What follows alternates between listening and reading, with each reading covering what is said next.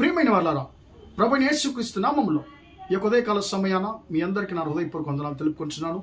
ఈరోజంతా కూడా మీరు చేయబోయే అన్ని విషయాల్లో దేవుని హస్తము మీకు తోడయుండి మీకు జయాన్ని కలుగుజేయునుగాక. ప్రియులరా, నిర్గమకాండము 13వ అధ్యాయము చివరి వచనము ఇలా సెలవిస్తుంది. ప్రియులరా, ఆయన పగటి వేళ మేఘస్తంభమునైనను రాత్రి వేళ అగ్నిస్తంభమునైనను ప్రజల ఎదుట నుండి తొలగింపలేదు అనేటువంటి మాటను మనం చదువుతున్నాం. ప్రియులరా, ఈ యొక్క మేఘము లేకుంటే మేఘస్తంభము అనేటువంటి అంశం మీద మనం దేవుని యొక్క మాటలను మనం రాబోయే రోజుల్లో మనము ధ్యానించుకోబోతున్నామండి. ఈ యొక్క మేఘస్తంభము ద్వారా దేవుడు మనకు కొన్ని పాఠాలు మనకు నేర్పిస్తున్నాడండి. ఈరోజు ఈ యొక్క వచనంలో ఉన్నటువంటి మర్మాన్ని మనం ధ్యానించుకోబోతున్నాం. ప్రియులరా, ఇశ్రాయేలీయులు ఐగుప్తు దేశం నుంచి దేవుని యొక్క బలమైన చేతి ద్వారా విడిపించబడుతున్నారు.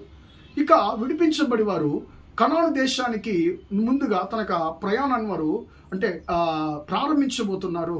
దాదాపు 40 సంవత్సరాల వారు అరణ్యంలో ప్రయాణం చేయబోతున్నారండి.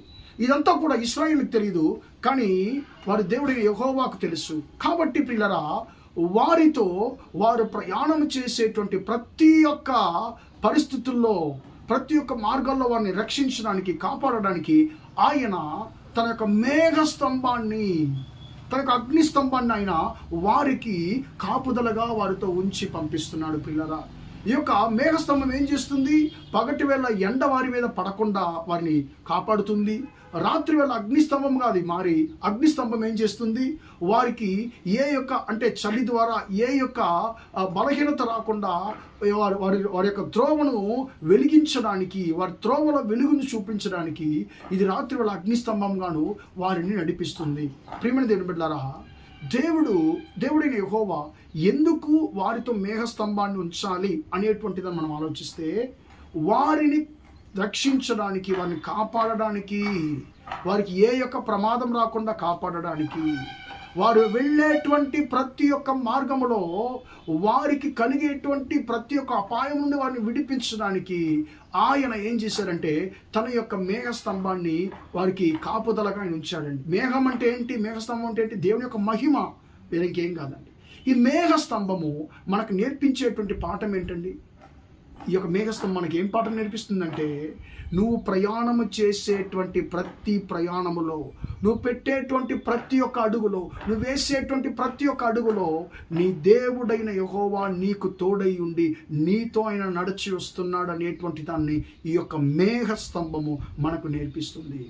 ప్రియమైన దేవుని బిడ్డలారా, మీ జీవితంలో మీరు ఒకవేళ కన్నీళ్ళ మార్గంలో, లేకుంటే ఇరుకైన మార్గములో, బాధకరమైనటువంటి మార్గములో మీరు ప్రయాణం చేస్తున్నారేమో, ఒంటరిగా ప్రయాణం చేస్తున్నారేమో, ఈ ఉదయకాల సమయాన నీ దేవుడైనటువంటి యెహోవా అంటున్నాడు, నా కుమారుడు, నా కుమార్తె, నీ యొక్క మార్గములో, నీ యొక్క బ్రతుకు, నీ యొక్క జీవిత యాత్రలో నీతో ఎవరు నడవకపోయినా నిన్ను రక్షించడానికి, నిన్ను కాపాడడానికి, నిన్ను ఎత్తుకొని పోవడానికి, నువ్వు బలహీనపడినప్పుడు, సమస్యలు పోయినప్పుడు నిన్ను ఎత్తుకొని పోవడానికి నేను ఎప్పుడు కూడా నువ్వు వేసేటువంటి ప్రతి అడుగులో నేను నీతోనే వచ్చుచున్నానని ఈ యొక్క మేఘస్తంభం ద్వారా దేవుడు తన యొక్క మొదటి పాఠాన్ని మనకు నేర్పిస్తున్నాడు. ప్రియులారా, కాబట్టి ప్రియులారా, మనం వేసేటువంటి ప్రతి అడుగులో దేవుని యొక్క కాపుదల మనతో ఉంది. మనం వేసేటువంటి ప్రతి అడుగులో మన దేవుడైనటువంటి సర్వశక్తిమంతుడు మనతో ఆయన వస్తున్నాడు అనేటువంటి దాన్ని ప్రియులరా ఈ యొక్క వచనము మనకు నేర్పించుచుంది. నాకు ఎవరు లేరు, నేను ఒక్కనే ముందుకు సాగుతున్నాను, నేను ముందుకు సాగలేకపోతున్నాను, సమస్యని పోతున్నాను అని చెప్పి అనుకుంటున్నావేమో. నిన్ను ఎత్తుకొని పోవు నీ దేవుడైన యెహోవా, నిన్ను కాపాడేటువంటి నీ దేవుడైన యెహోవా నువ్వు వేసేటువంటి ప్రతి అడుగులో నీతో ఆయన వచ్చుచున్నాడు అనేటువంటి దాన్ని జ్ఞాపకం ఉంచుకో. ఆయన యొక్క కాపుదలను ప్రియరా ఏమి లయము చేసి నన్ను హాని చేయడానికి ఎలాంటి యొక్క శక్తికి కూడా బలం సరిపోదు. ఎందుకంటే ఆయన అంటున్నాడు, నేను నీతో ఉన్నాను, నేను నీతో వచ్చుచున్నాను, నేను ఖచ్చితంగా నీ జీవితంలో నా చిత్తాన్ని నెరవేరుస్తాను. నీ యొక్క జీవితాంతము ఈ యొక్క భూమిలో నువ్వు ఉండేటువంటి చివరి కాలము వరకు నేను నీతోనే నడుస్తాను, నేను నీతోనే ఉంటానని చెప్పి దేవుడు మేఘస్తంభం ద్వారా మనకు మొట్టమొదటి పాఠాన్ని నేర్పిస్తున్నాడు. కాబట్టి ప్రియమైన దేవుని బిడ్డలారా, ఈ రోజు నుంచి మనం బలపడదామండి. నేను పెట్టేటువంటి ప్రతి అడుగులో, నేను వేసేటువంటి ప్రతి అడుగులో నా దేవుడైనటువంటి సర్వశక్తిమంతుడు నాతో వచ్చుచున్నాడు. నా యొక్క చివరి జీవితాంతం వరకు, ఈ యొక్క లోకంలో నేను బ్రతికి ఉండేటువంటి చివరి క్షణం వరకు నా దేవుడని యెహోవా నాతో ఉన్నాడనేటువంటి దాన్ని మనము స్థిరంగా నమ్ముదాము. మనము ఆత్మీయ జీవితంలో మనము కొనసాగుదాం. ప్రార్థన చేద్దామా?